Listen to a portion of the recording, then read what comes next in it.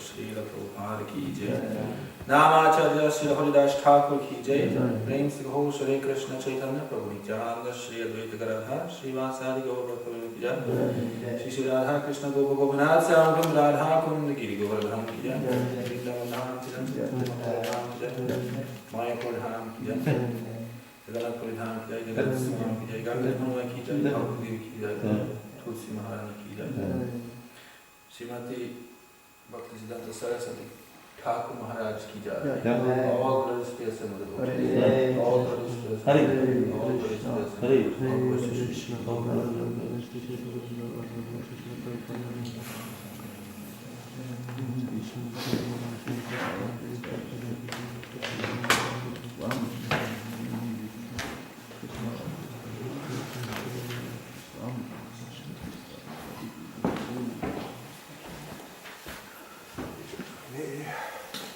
So I think today is the disappearance day of Srila Bhakisiddhana Sarasvati Thakur, our Param Guru Krishnadas. And maybe we should just briefly read from the Bhagavad Gita and then go on.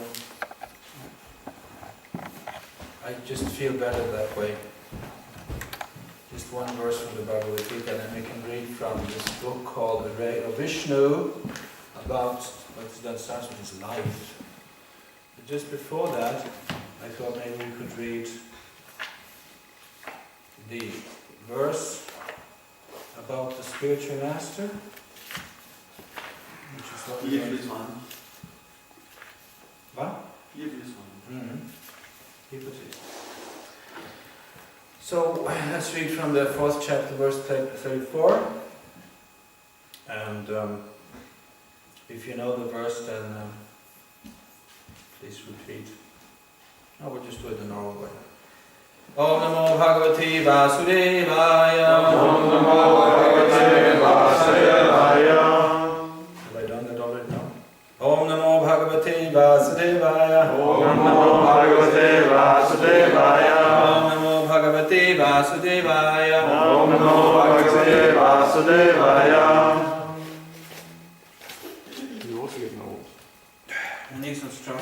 every year they get stronger, and then you die. That's life. Everything deteriorates after the age of 27, and then you die. So let's do something good before we die. That's just life. We're not going to live forever in this body. Tat vidhi pranipatena pariprashnena sevaya upadekshanti te jnanam Jnanina Tattva Darshina Tadvidhi Pranipatena Pariprashnena Sevaya Upadekshanti Te Jnanam Jnaninas Tattva Darshina That knowledge of different sacrifices. Vidhi. Try to understand. By approaching a spiritual master. Pariprashnena. By submissive increase. Sevaya. By the rendering of service. Upadekshanti. They will initiate. Te. You. Jnanam. Into knowledge. Jnanina. The self-realized. Tattva. All the truth. Darshina. Seers. Just try to learn the truth by approaching a spiritual master. Inquire from him submissively and render service unto him. The self-realized souls can impart knowledge unto you because they have seen the truth. So there's a purport, I can read that also. The path of spiritual realization is undoubtedly difficult. The Lord therefore advises us to approach his bona fide spiritual master in the line of disciplic succession from the Lord himself. No one can be a bona fide spiritual master without following this principle of disciplic succession. The Lord is the original spiritual master, and a person in the disciplic succession can convey the message of the Lord as it is to his disciple. No one can be spiritually realized by manufacturing his own process, as is the fashion of the foolish pretenders. The Bhagavatam says, Dharavantu sakshat bhagavat pranitam. The path of religion is directly enunciated by the Lord. Therefore, mental speculation or dry arguments cannot help lead one to the right path. Nor by independent study of books of knowledge can one progress in spiritual life. One has to approach a bona fide spiritual master to receive the knowledge. Such a spiritual master should be accepted in full surrender, and one should serve the spiritual master like a medium servant, without false prestige.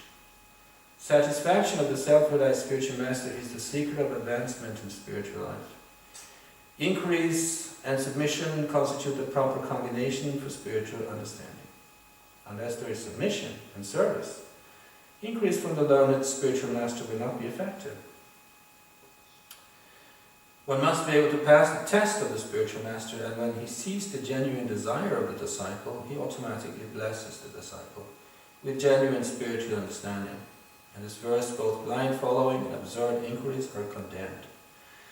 Not only should one hear submissively from the spiritual master, but one must also get a clear understanding from him in submission and service and inquiries. A bona fide spiritual master is by nature very kind toward the disciple.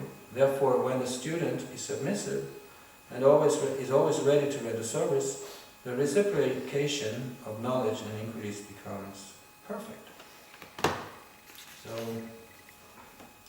this verse is very important because I just thought that before we read about Bhakisiddhana Sarasvati Thakur, it's important to understand the importance of the spiritual master, which I don't have to tell you, of course, but it is good to be reminded that we cannot understand anything about spiritual life unless we have direct contact with the spiritual master who is satisfied by his service.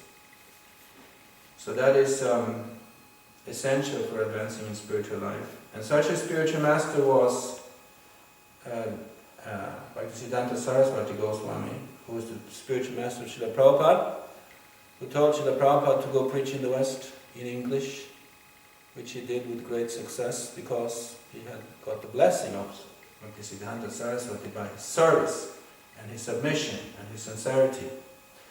So let's read about the birth. Today, of course, is the disappearance, but birth or disappearance of a Vaishnava is really not different. When the Vaishnava disappears, he is still living in sound, and living, he's spreading the holy name around. But do you know that poem exactly? Can you say it? The reasons who think Vaishnavas die when they are still living in sound. Vaishnavas die to live, and living try to spread the holy name around. Yeah. So it's no big difference. Of course, there's sorrow for those who are left behind when a big, great soul dies. But for him, there is no sorrow. He will return to a better existence. For of course, the liberated soul, the person in Krishna consciousness, he's not in the material world when he's in the material world. He's still in the spiritual world. He does not feel the material miseries since he's not identified with them. But let's read about the birth. Here is an excerpt from the book, The Array of Vishnu, by Rupilas. Yeah. I don't hear so well. A little louder? Okay. Advent. On the 5th day of the dark lunar fortnight, on the month of Govinda, corresponding to February 6th, 1874 AD by the Western calendar, at 3:30 in the afternoon, Bimal Prasad Dutt, later to be known as Srila Bhakisiddhana Sarasvati Thakur, made his appearance in Purushottam Kshetra, or Jagannath Puri, in the state of Orissa, not far from the temple of Lord Jagannath. He was the fourth son of Srila Bhaktivinoda Thakur and Shri Yukta Bhagavati Devi, and at the time of his birth all 32 bodily symptoms of a Mahapurush, a great personality, were pointed out by an experienced astrologer. Furthermore, the boy was born with his umbilical cord wrapped around his neck like a Brahmin's thread. The astrologer commented at his birth, "I have done many horoscopes in my life, but I have never before seen such a horoscope filled with all the signs of a great personality. This child will become world famous as a brilliant teacher of life's ultimate goal." So already then it was known. Because in India you will consult an astrologer and then the astrologer will see by the birth. So this was extraordinary. When the child was 6 months old, Lord Jagannath's Rath Yatra festival was in procession and the cart stopped in front of Srila Bhaktivinoda Thakur's house for 3 days. Following the instructions of Srila Bhaktivinoda Thakur, Bhagavati Devi brought the child before the cart and an offered garland fell from the neck of the Lord, encircling the boy. This was taken as a sign of special favor by all present. The grain ceremony was observed on the cart at this time and was done with Jagannath Prasad. When the boy's vocational inclination was tested, he immediately embraced the Srimad Bhagavatam, indicating his future as a preacher. Therefore, from the very beginning of his appearance, Srila Bhaktisiddhanta Sarasvati Thakur exhibited all the signs of an exalted eternal associate of the Lord, who had descended in answer to Srila Bhaktivinoda's prayer for a quote-unquote ray of Vishnu, to help him spread the Krishna consciousness movement. Now I have a question here to somebody who might be able to answer. The word Bimal means a garden, right? Bimal Prasad. But was that the name given to him before this happened or after? With the garland falling from Lord Jagannath's neck? It was given at birth, so I don't know. As well as at birth, huh? Because it's funny, I was thinking about his name, Bimal Prasad. A mala is... Does it show it means like that? Bimal means that it refers to this the goddess Kali. Okay. Like that. So that's what it means. That does not refer to the mala. the flower mala, because it's also called a mala. Her temple is in the Jagannath temple also. Oh, okay. So, yeah, Bimala Devi. So Thank you, that clears up that misunderstanding. Thank you. And sometimes the V, also Bimal, isn't it? that is Bengali, is like V and B, they always interpret. It's the same, Bimal, Bimal. Uh, Just like when you see Radha Madhava, when Prabhupada sings about Jaya Radha Madhava with a B, that is same thing in Spanish also, they don't know the difference. When I was in Argentina in 1979, they all like Abba. Abba. Not Abba, Abba. Anyway. Although family lineage may be ultimately irrelevant while considering the appearance of an eternally liberated associate of the Lord, still it is interesting to see what sort of family is blessed with such a transcendental personality. As history shows us, Lord Brahma himself appeared in the family of Muslims, as Srila Haridas Thakur, and there are other instances of exalted persons taking birth in humble families. Still, as a point of interest, we may hear something of the lineage of Srila Bhakisiddhana Sarasvati Thakur. I didn't know this before. This is very interesting. You want to hear? It's actually related to Lord Brahma. His family line traces back to Lord Brahma from the descendants of Chitragupta, and they are known as the Brahma Kayasthas. Bharata is in the 87th generation from Chitragupta. Bharadvaj is the 88th. After him came Angira, and after him appeared Brihaspati. In the 149th generation of descendants, Purushottam, son of Shivadat, went to Bengal upon the summons of the king of Bengal, Adisura. Purushottam's youngest son took sannyas and became famous as Kanaka Dandi. In the 7th and 8th generations from Purushottam's family, Vinayaka and his son Narayan Dutt both did ministerial work for the king of Bengal. In the 15th generation from Purushottam, Raj Krishnadas, the king of Keturi in Bengal, and the father of Srila Narottam Das Thakur, the great Vaishnavacharya, appeared. Raj Krishnadas was also a great devotee and was personally favored by Lord Nityananda Prabhu. The 7th generation from Raj Krishnananda saw the appearance of Madan Mohan Dutt, who was very famous in Bengal and Calcutta for his spiritual qualities. His great-grandson was Ananda Chandra Dutt, and his son was Srila Bhaktivinoda Thakur, whose 4th son was Bimal Prasad. The name Bimal, or Shri Bimal Devi, refers to the... here it's explained, I'm just not reading properly. The name Bimal, or Shri Bimal Devi, refers to the Parashakti, or internal potency of Lord Jagannath. So his name literally means the mercy of the internal potency of the Lord. So that's a little different explanation, Shri Bimal Devi. Okay. But in one sense also, when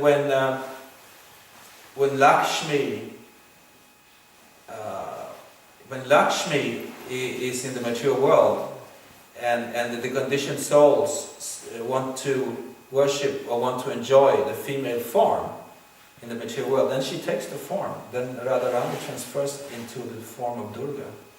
It is explained in the CC that the Radharani's pure form and the conditioned souls wants to enjoy her. She immediately becomes Maya Devi, because that's the only way the conditioned soul can try to enjoy, because he cannot enjoy the female form. The female form is for Krishna to enjoy, but because we are little imitation Krishnas, we want to enjoy the female form, but then she becomes Tapan Maya, as it is explained, suffering. The enjoyment we want becomes suffering. Bimal Prasad stayed in Jagannath Puri for 10 months after his appearance, and then journeyed to Bengal by palanquin. Palanquin. How do you pronounce it? Palanquin? Yeah. On his mother's lap. He grew up in his early years in Ranaghat, in the district of Nadia, hearing about Krishna from his mother. When he was a small boy, perhaps 2 or 3 years old, Srila Bhaktivinoda Thakur brought some ripe mangoes from the markets. Bimal Prasad took one to eat, saying, "This is mine." Srila Bhaktivinoda Thakur got up and said in a grave voice, "What is this? New fruit has come to the house. It has not been offered to Giridhari." and you have taken it first. Remember, new fruit is to be given first to the Lord. Without giving first share to the Lord, the first share to the Lord, nothing is to be taken. The child was very repentant and exclaimed, "Oh, what evil thoughts I have had. Throughout my whole life I shall not eat these again. This is the right punishment for one ruled by greed." So, you just imagine a boy of 2 or 3 years, saying like that. Would you do like that when you were 3 years old? No. You would run away hiding it, trying to eat it anyway. I don't know. I wouldn't even. I'm not going to become offensive here and say what you would do. You're all nice Vaishnavas, but I would not do like that. I would just eat it anyway. So what a great soul, 2 years old.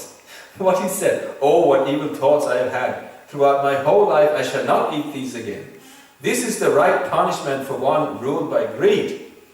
Say this when you're 3 years old. Mozart has nothing on him. Bad joke. He made the promise and observed it throughout his whole life. His Divine Grace A.C. Bhakisiddhana Swami Prabhupada comments on this incident. Whenever we offered him mango, he would say, "No, I am an offender. I cannot take mango." He was thinking that I have offended Krishna in my childhood by taking the mango of the deity. So this is the characteristics of the Acharya. They teach by their life's action, one should be so much determined. A child took the mango, there's no offense, but he took that vow. So this is Prabhupada's glorification of his spiritual master. So determined. Because after all, Krishna consciousness in the end means determination, right? In order to be, we have to be convinced and determined and actually believing what we're doing, that it's right, and then we become determined. It's because of doubt that our actions are a little bit weak, because we're doubting the philosophy, we're doubting Krishna, but we have to become very determined, which is done by hearing from the pure devotees. Now, there is here a section about education. I'll just read on for as long time as we have. And then there's a section about the last, because we're talking about his disappearance, so I thought we could say something about his last lifetime also. But let me just go into how he was educated. When Bhima Prasad was 7 years old, Srila Bhaktivinoda Thakur was constructing the Bhakti Bhavan in Calcutta, the Rama Bagha. During that construction, a deity of Lord Kurma was unearthed. Srila Bhaktivinoda Thakur ordered his son to begin regulated worship of that deity. From the very beginning, the boy used to hear the preaching of his father with rapt attention. Srila Bhaktivinoda Thakur, as well as his audience, were amazed to see how a small boy could hear the topics of Krishna consciousness with such total absorption. By the age of 7, he had committed the entire Bhagavad Gita to memory and could wonderfully explain the verses as well. Later on, he was trained in publishing and proofreading at Srila Bhaktivinoda Thakur's printing press in connection with the Thakur's well-known spiritual journal, the Sajjana Toshani. At the age of 11, Bhima Prasad toured the various places of Sri Chaitanya Mahaprabhu's Leelas with his father. Just imagine to know the Bhagavad Gita by heart at the age of 7.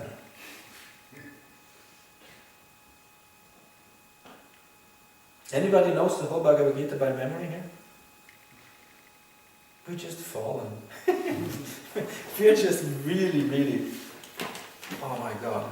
I met one Indian lady who can recite the Vishnu Sahasranam by heart. Yeah, I'm sure. I mean, Indians are just different altogether. I mean, even they're not, a ray of Vishnu, but they're just different. They're just more easily, yes? One of my relatives, their son, he's almost 11 years old, but he recited all 700 slokas. Yeah? You see, I mean, we're just, in the West, what are we? We're just dogs, basically. We're trying to become human beings, we're far from it. We're really, really low compared to even to normal Indians, yeah? Praladananda Swami, Radhanath Swami, I think these two they also know full by heart. Okay. Yeah. Who? If Yadunandana Swami, I know he knows very many things by heart. Very many things. That's a very great soul. Yeah. What can I do? My brain is just made of Teflon, as they say. Nothing sticks really. But you just kind of, you kind of lose your. My God, at the age of 7 here, I'm struggling at the age of 50, 54, and nothing kind of sticks, you know. Oh my God, okay. Where was I? Bhima Prasad had how do you pronounce it? Eidetic memory? Eidetic? I don't know that word. Eidetic. How do you pronounce that? Det betyder klevejern, tror jeg. Memory like photography. Whatever he would read once, he could later recall with perfect clarity. Actually, I had my oldest uncle on my father's side, he was like that. He could read something and he would never forget it. He was also at one point the doctor of the king, King Frederick, the Christie. You know, he was kind of, but he didn't read the Bhagavad Gita, so what was the use of his brain? You know? If he had become a great devotee, he could have changed the world, but instead he became a doctor. So, unfortunate. He was trained in mathematics and astrology at the Sri Rambura school, and he achieved such astounding scholarship that he was eventually awarded the title Siddhanta Sarasvati by his tutors, Pandit Mahesh Chandra Chauramani and Pandit Sundarlal. So, he was trained in mathematics and astrology. You go to school here, who's going to teach you any astrology? They don't even consider it science. They consider it some weird hippie eco thing for crazy people. But in India they teach astrology, at least at that time. During this period he used to attend the Sunday weekly meetings of Thakur Bhaktivinoda's Vishwa Vaishnav Raj Sabha and hear the Thakur lecture on the Bhakti Rasamrita Sindhu of Srila Gosvami. He was never known to study his school assignments. And while sitting at home, he would replace those assignments with the studies of Srila Narottam Das Thakur's Prarthana, Prema Bhakti Chandrika, and other devotional literatures. However, whatever questions he was asked by his teachers, he would immediately answer, and he got excellent results on all his examinations. So he didn't even do his homework. But still, he was better than everybody else. So this is, why not? A devotee should be better than everybody else because he's in contact with the Super Soul. By performing devotional service, Krishna will enlighten from within. So, why do we need to study? But, no, we still need to study. But actually, it's an interesting part I was thinking about today. It's also, Prabhupada also mentions it here. All our studies of devotional literature is useless unless we please the spiritual master. Unless we have the mercy of a pure devotee, we will not even be able to read the pure devotee's books. They will be too dry. We will fall asleep. But when we please the spiritual master, the books will come alive to us. They will kind of read themselves. That knowledge will kind of just be sucked into your soul by your eyes and your ears. But as Prabhupada says, actually it's by